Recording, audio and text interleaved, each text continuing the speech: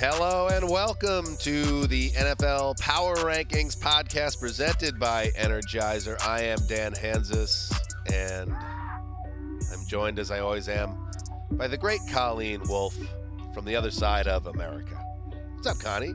Hello, Dan. We have both coasts covered. I love that about us right now. I'm holding it down to NFL Films. Just reminded of all the Emmys that I've never personally won, but the company has, so that's great for them. That's funny about the Emmys thing, because I feel like everyone in my orbit has multiple Emmys, and I've never.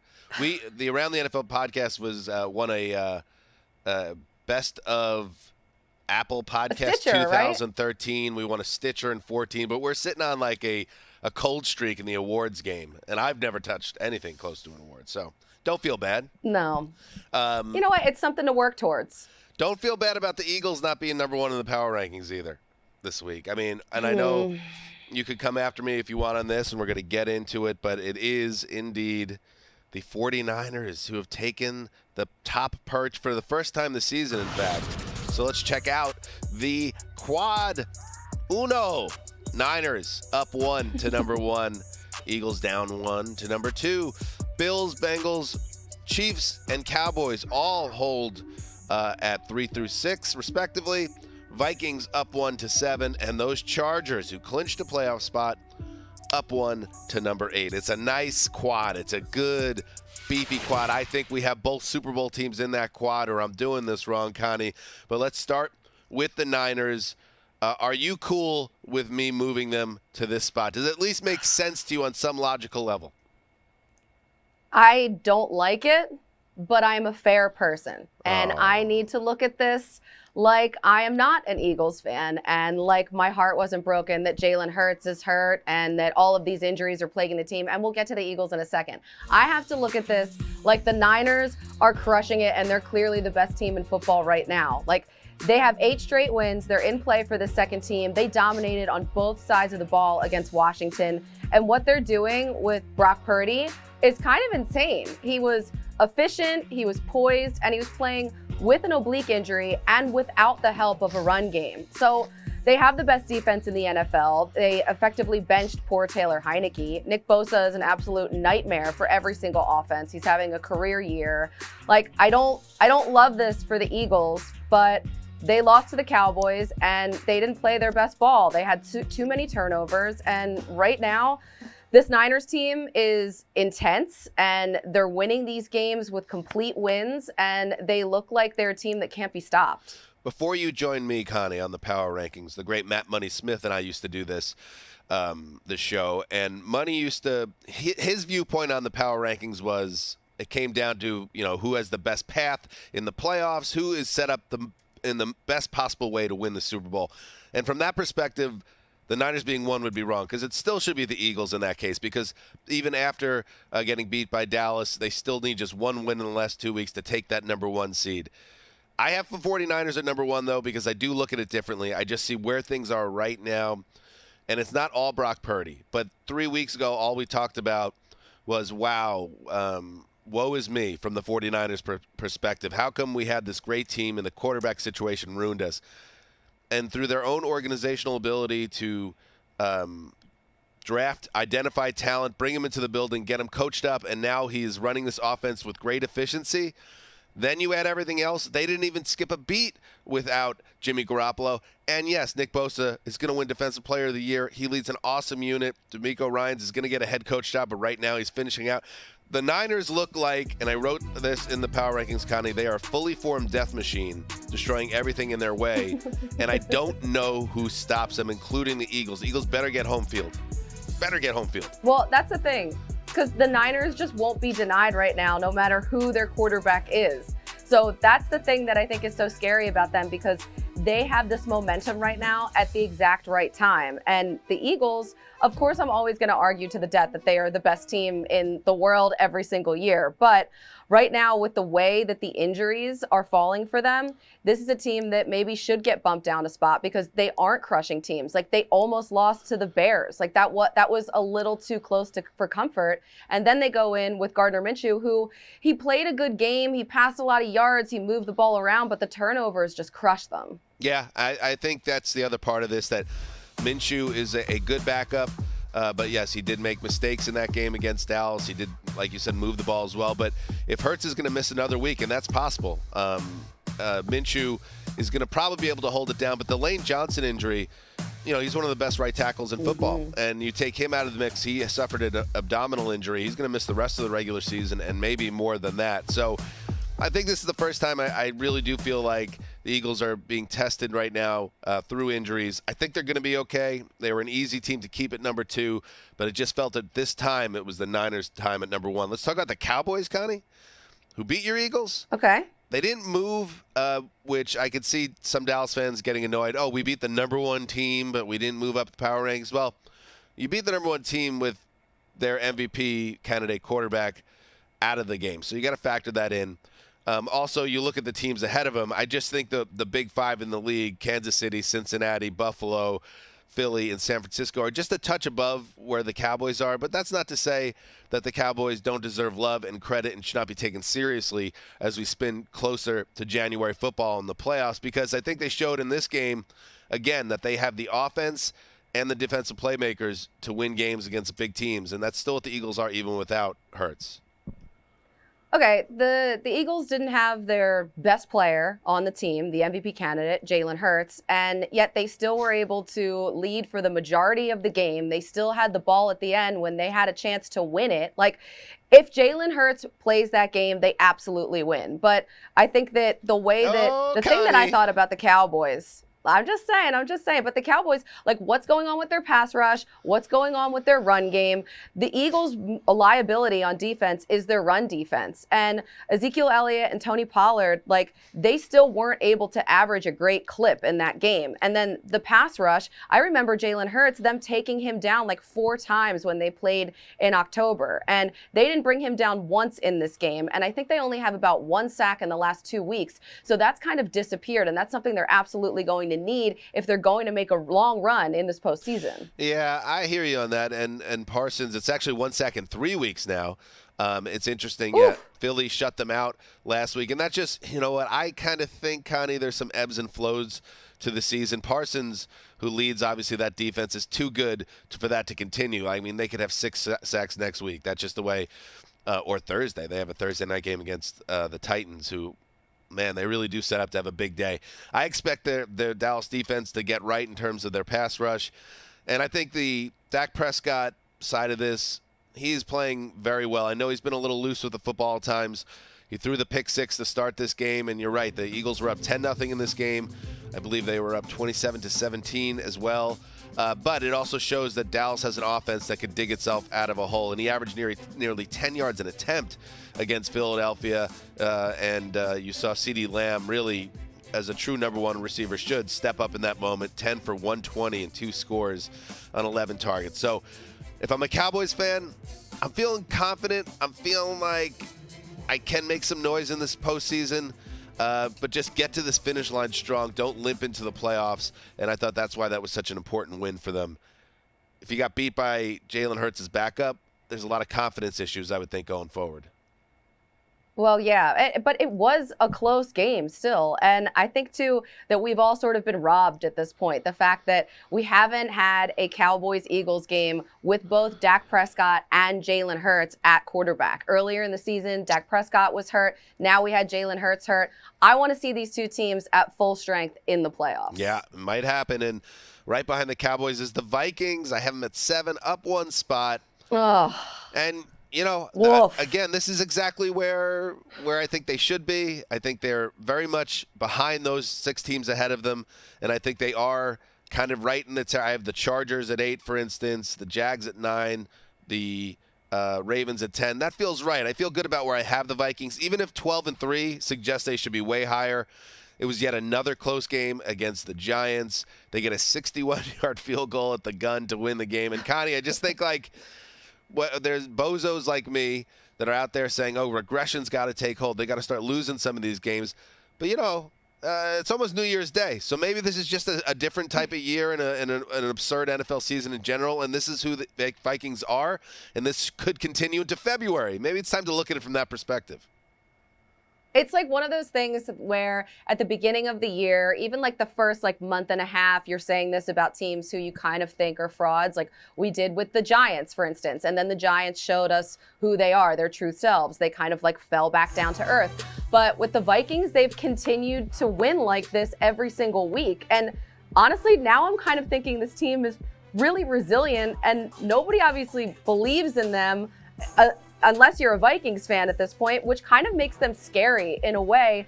I don't think anyone can look at this team, though, and be afraid of them in the playoffs once they're playing really stiff competition. Like, I am starting to relate a little bit to the Vikings, though, a little bit, because I've realized that my life motto is just in time.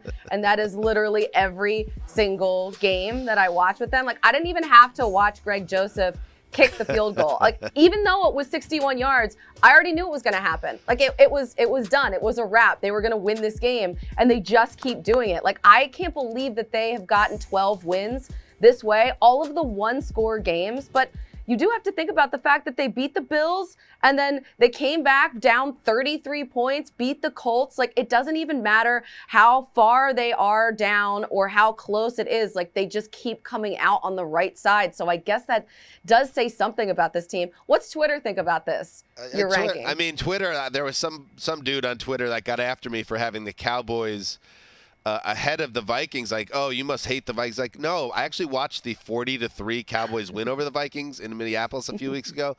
That, for some reason, that sticks in my brain a little bit. Connie, just in time, that angle, it reminds me, you and I are friends. We go back many years now. And I think one of the reasons we're friends is we see certain things in life, a similar viewpoint. But one thing we definitely are different on is like airport etiquette and your need to just push things to the very limit when it comes to boarding an airplane.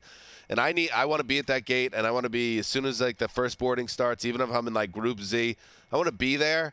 Connie's like ordering a steak meal when they start boarding, and then you just sneak in right at the end, and that's a difference between you and I. I can't believe you're that guy. Like, I can't deal with the people who are waiting right at the front and they're like, they are Group Z. If I have 10 minutes to spare, I'm getting a drink. Maybe I'm looking at magnets. I'm going to go to the bathroom one more time. I'm going to get everything in order. And then I'm going to get on the plane at that last second.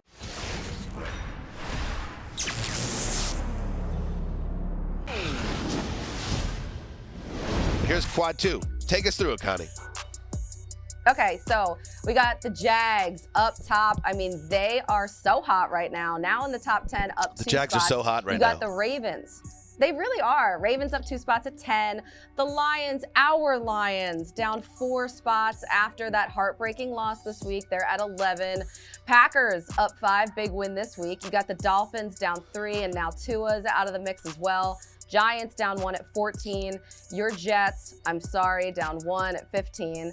Rough Thursday night football. And then the Commanders down 1 at 16. So you want to start with those Jags? I feel like you should start on a positive Let's start note. with some power moves presented by Energizer, because the Jags are a big mover up 2 more spots to get into the top 10. Let's look at their season rank trajectory. I love these charts. Since week 12, they were number 29, Colleen, in the NFL Power Rankings. In Week 12, they jumped from 29 to 23, down to 24, up to 17, up to 11, up to 9, and that's where they sit now, a top 10 team for the first time. Really, I've been doing the Power Rankings for 4 years. They've never cracked the top 10 before, and they seem set up.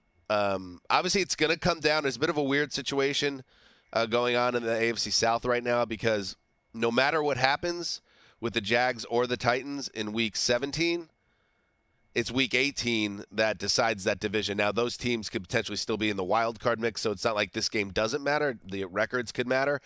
But in terms of winning the division, everything is 2 weeks from now.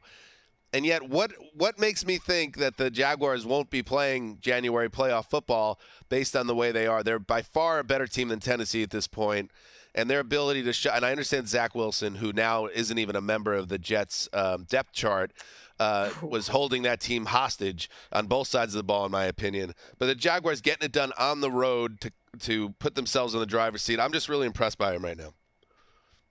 This is a note for producer Drew going forward, too, because I think our first week, our first show of Power Rankings, you had said that you think that the Jags could be a sneaky team that could make the playoffs. We got to pay that off. We got to go back and get that clip. I mean, I think Let's go, producer Drew. They started the week. They started as a 10 seed this week before Thursday Night Football. Now they are the 4 seed in the AFC. This team is unstoppable. 3 straight wins. Trevor Lawrence, he looks great. I can't honestly believe that was the first road primetime win for the Jags in the regular season in 22 years. That is saying something. Doug Peterson, he's done such a good job with this team, and Trevor Lawrence is really reaping the benefits. He's peaking at the absolute best possible time. They're the best team in the division without a doubt right now. Lawrence looked really good too on the ground as well. He was rushing, he was running. The quarterback sneak was the only touchdown of the game. I don't have to tell you this, Dan, because you watched it, but that defense forcing so many turnovers, I think 8 in their last 3 games, they look really good. And I'm just happy for this fan base because for so long they have been down in like the Texans kind of category. They've been down at the bottom of the power rankings with not a lot of hope, especially coming off of last year. So now this is a nice Christmas present for them. Absolutely. And look at their last 3 wins. They got Tennessee. They put up 36 points on Tennessee. Then the Cowboys, another very good defense, put up 40 points. Then the Jets, one of the best defenses in the AFC. The score doesn't reflect it, the 19 points, but they moved the ball really at will against the Jets at times. And really, I thought, so that's a 3-game stretch where Doug Peterson and that offense is really showing that they could take it out on anyone. And their ability, they didn't attack the Jets with deep passes, but they kind of ripped them up underneath. And then Travis Etienne did the work on the ground. They're just a really good, balanced offense, and everything with Lawrence is there. You see it now. You see the guy that everyone talked about in the ramp up to the draft as the generational talent. I think he could have not only a division win, they could be a tough out in the playoffs. Keep an eye on them. We'll talk about the Jets now. Let's talk about the Jets. Because in a way, when Thursday night happened, the Jets were, it looked like it was all over. And perhaps it is all over. Who knows? But Zach Wilson, that experiment felt like it ended with a miserable performance by Wilson. But then a bunch of good stuff happened for the Jets. The weekend, the rest of the week played out with every team they kind of needed to lose, lost. And then Mike White on Monday gets cleared by doctors, so he's back in the lineup now. So you have Mike White on the road in Seattle with the Jets having a path to the playoffs. They win this week against Seattle, next week in Miami, and the New England Patriots lose once. The Jets are in the playoffs, which is so there's a real path there. And you know what, Connie? I feel good about their chances in Seattle. The Seahawks are going the other way, and the Jets match up well against them. I think we're going to see a Jets win, setting up a huge Week 18 against Miami. I love this for you. I know that this is not how you were feeling on Thursday night after this game, which, by the way, looked absolutely miserable in a weekend filled with weather games. Oh, my God. That Jets-Jags game might have looked the worst of all. Seeing the rain come pouring down, you know that it was cold, it was messy. Then you have Chris Streveler coming in out of nowhere, and watching him play was kind of wild too, just the way that he was running around. He is built a little bit like a wrestler, right. I kind of think. He just has a very different body type for a quarterback. I am a little worried about your offensive line, by the way. Bouncer at a local go-go bar type build? Is that what you're Yes, he works at the Jersey Shore, 100%. Maybe he's a bouncer at the Ocean Drive, and he's there for a no-shower happy hour, getting it done. This is a guy that I kind of love. First of all, I always love a backup quarterback, but if you can bring a quarterback off the practice squad and have him come in and make a game more exciting than it was previously, sign me up for that a zillion times over. I mean, I'm into it. I see that you're into it. But I love Mike White. I was going to say, if Jets fans have any hope this year, you'll never see Streveler again outside maybe some type of package play. This is Mike White's team now. Mike White gets two weeks to audition for the job next year, so he has an opportunity here. I hope he stays healthy and the Jets find a way. Now, the Dolphins, the team I said that they were setting up for a potential Week 18. If things break a certain way, it could be Jets-Dolphins playing in Week 18 for that last playoff spot. Who will be the quarterback of the Dolphins now? Very bad situation there, Connie, that we learned of on Monday. Yeah, so I guess they're going to have to ride now with Teddy Bridgewater.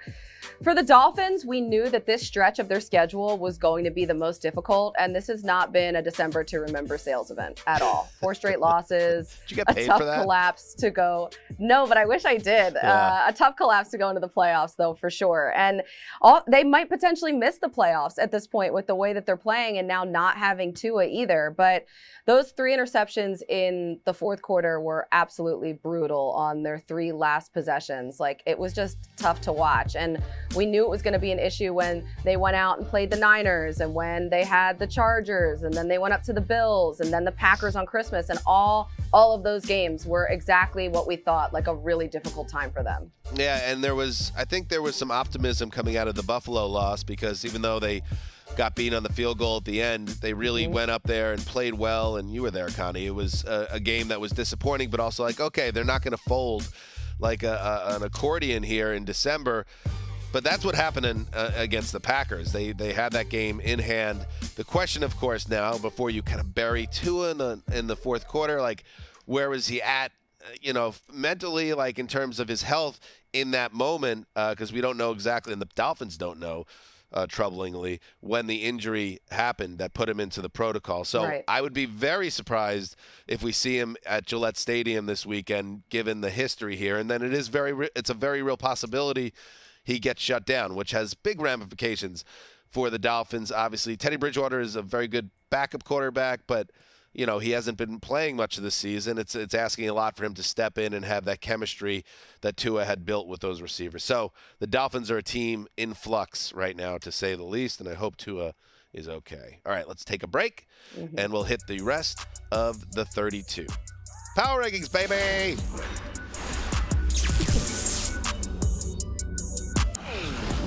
All right, welcome back to the Power Rankings podcast. Here's quad 3. The Steelers, they won't go away. In fact, they're up 5 spots to number 17. The Patriots stay at 18.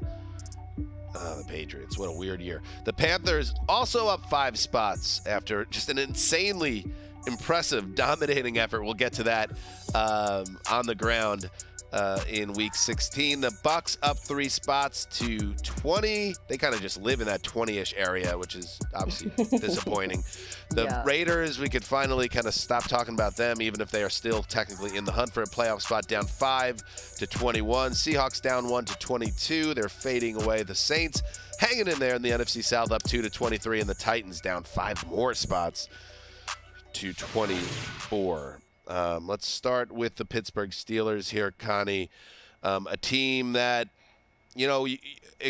back in the end, let's say early November, this felt like a team that could have easily cratered and win 4 or 5 games, and they're deep in a rebuild. But instead, again, Mike Tomlin and the TJ Watt return and Kenny Pickett making plays. This is a team that the arrow's pointing up on them, even if it doesn't end with the playoffs this year. It didn't feel like this game was going to go to the Steelers at all. And it felt like it had to go to them. Like, being in Pittsburgh for this game, first of all, I've never been outside for such a cold game in my entire life. That was the most freezing I've ever been. And really? Snow was coming down sideways. We all had so many layers on. We started the show and MJD said that he was going to quit. I mean, everyone was just like being very, very brutally honest. But it was Christmas Eve, and as soon as I landed, the very, very brutally honest Christmas sounds like a good Lifetime movie. I got more on that coming your way Yes. later in the show, maybe. But when I landed in Pittsburgh, it was 1 o'clock in the morning, and there were so many Franco Harris jerseys everywhere. Everyone was wearing them, and you know that they have the Franco Harris statue in the airport, and it was there in front of the Christmas tree, and like people were leaving notes for the family, and it just felt like the whole city, the whole time, like this game had to go to the Steelers. And when it wasn't going that way, it didn't feel right. So when Pickett completed that touchdown pass to Pickens, that's when everything kind of felt like it started going the way that it should go. Right. And it's a shame for Raiders fans. Like, Derek Carr, those 3 interceptions he threw, it was ugly for them. And the Steelers, for the majority of this game, they were moving the ball, but they just didn't have anything to show for it. They just weren't getting the points.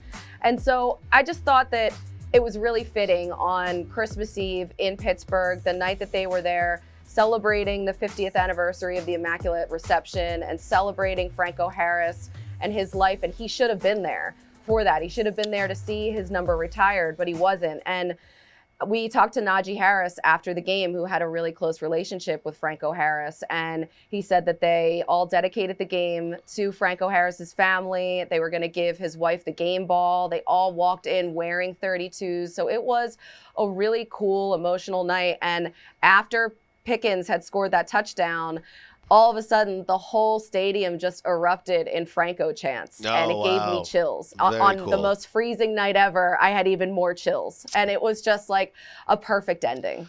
Oh, that's nice. And it's, not only was it an emotional win for the organization and the city, it was also huge for them in the standings, and it keeps them in the mix. And now they have their season will be essentially on the line against the Ravens on Sunday Night Football on New Year's Day. So that'll be interesting to see if they make this even more interesting. The Ravens are already going to the playoffs, but the Steelers have a chance to put themselves on the doorstep with yet another win. They've won 4 out of 5 games.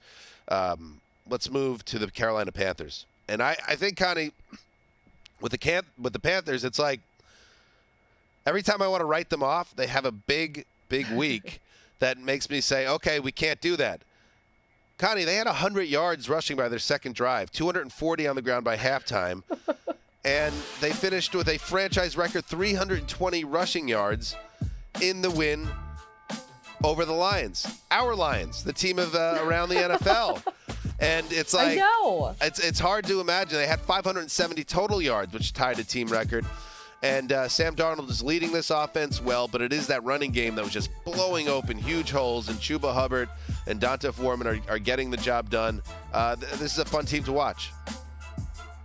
I can't believe that they had 300 more rushing yards total than they did the week before, when they only had 21 rushing yards that's what against the Steelers. I had written them off after the Steelers basically beat them at their own game the previous week, and Detroit was coming in on a high, playing as well as anybody. To see the way that turned out, it was really eye-opening.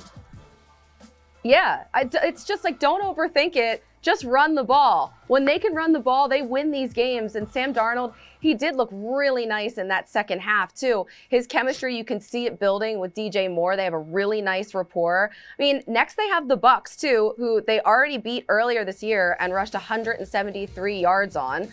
Then they have the Saints, and they rushed 145 yards on them earlier this year. They could win both, win the division, and then eventually hire Steve Wilks. I feel like that is the path. Yeah, I think Wilks is definitely putting himself in position to keep that job. Right now he's the interim coach. I wonder what Matt Rule thinks with the team playing at this level right now after he was let go earlier this season. And, yeah, I think, you could look at other paths. I know Atlanta is out of the mix now. They're eliminated. The Saints are still hanging on. But really, when it comes down to it, this game against the Bucks will decide the division. Whoever wins that game, I think you're going to see carry that division and then be an underdog most likely in whatever matchup they have. How about let's move? You want to get a little depressing? No. It's post-Christmas now. Let's get, the post-Christmas blues. Let's talk the Tennessee Titans. You want to see the Titans chart? You want to see the chart of sadness on the Titans? The chart of sadness. Yeah, you're getting it. They were the number 6 team in our league in week 12. And here we go, 12 to 17. They went from 6 to 9, held at 9. So still in the top 10 as recently as week 14, Connie. Down to 15 in week 15, down to 19 last week. And now this week they are at 24, from 6 to 24 in 6 weeks. And you're not going to believe this. It's not a coincidence, Connie. They haven't won in those 6 weeks. And every week feels like it gets a little bit lower, but it doesn't get much lower than losing to the one-win Texans when you needed the game. Yeah, and it's terrible timing for the Jags to be on a 3-game winning streak, too, in the division. But I'm just wondering how things have cratered so far so fast for this Titans team, because now with Ryan Tannehill hurt, Malik Willis going forward, I don't know. He never got the passing game going, finished with fewer than 100 passing yards. I don't know what to think about Willis. Not that he's been put in a great position either, but Derrick Henry these fumbles are now a concerning trend at this point. Like, he was stuffed multiple times too, at or behind the line of scrimmage. And also, you look at his numbers, and if you didn't watch this game, you would think, okay, Derrick Henry, he had a nice day because he always has a nice day against the Texans, but he finished with 126 rushing yards. Outside of that 48-yard touchdown run, though, the Texans held him to 3.5 yards per carry. So this was not a normal afternoon for Derrick Henry against a team that he constantly dominates. Yeah, it's a good call, too, about the ball security, because it feels like he's putting it on the ground every game now, and this is when they've kind of needed him to be perfect. Things are not perfect. The Titans, I don't think they make the playoffs, but even if they do, and they could still recover if they beat the Jaguars next week, they have so much work to do to kind of figure out who they had. They took their best swing the last couple of years. They really need to kind of revamp what they're doing with that team. And Mike Vrabel, obviously, they lost a general manager, or they made him go away. Mike Vrabel's a big man in charge there, and they're going to have to make some big moves.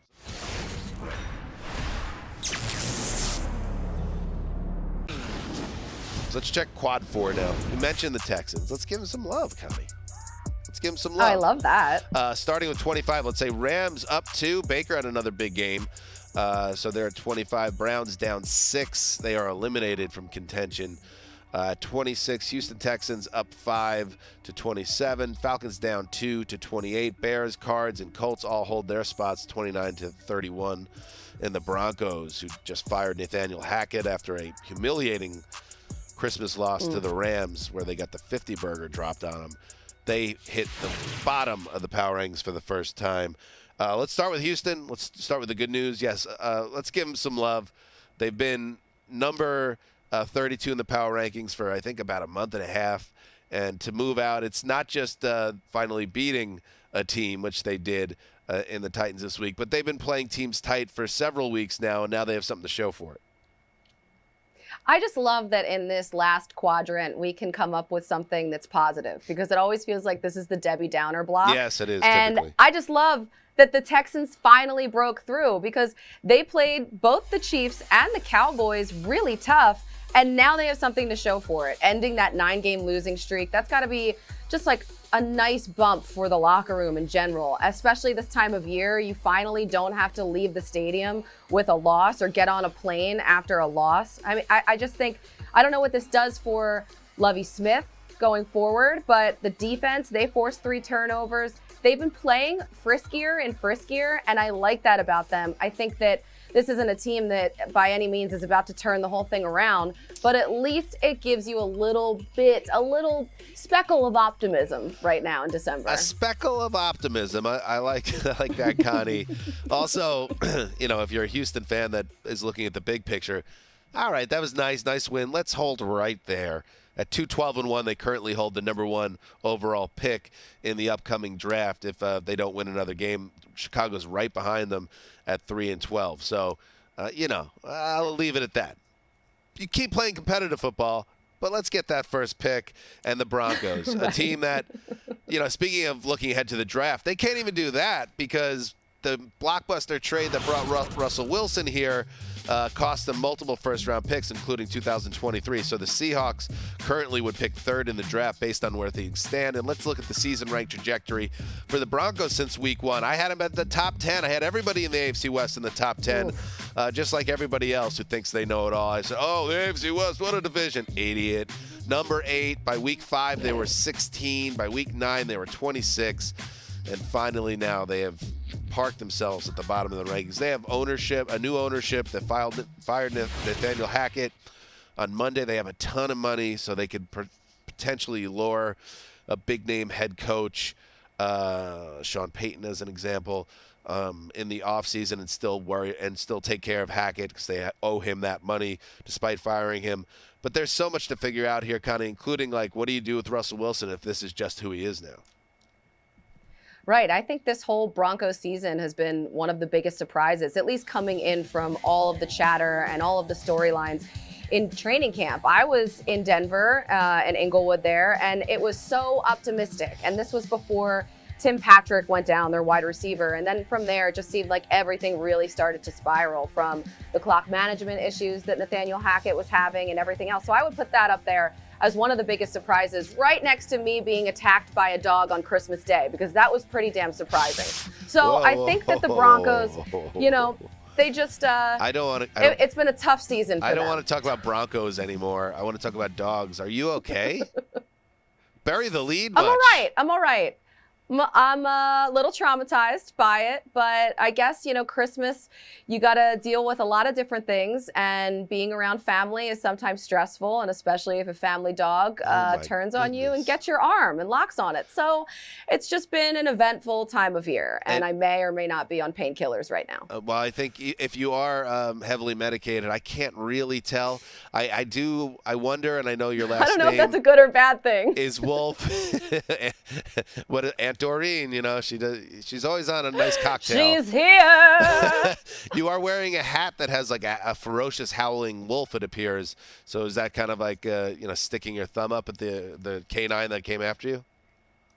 Well, it says Lone Wolf, so it's sort of that and, just my last name. Oh, but there you go. It's a good day to be in sweats, mostly because I can't have anything tight around my arm. Oh, Colleen, I hate to hear that. Please get well soon. Come back to California where it's safe. That's what I'll say. Coming back. All right, good. I'll be there shortly. Thank you to everybody for listening and watching. The Power Rankings podcast will be back again next week as we take a look at the final week of the regular season. Here we go. All the way down the Yellow Brick Road, Connie. Until then, remember what you got to do. Heed the call.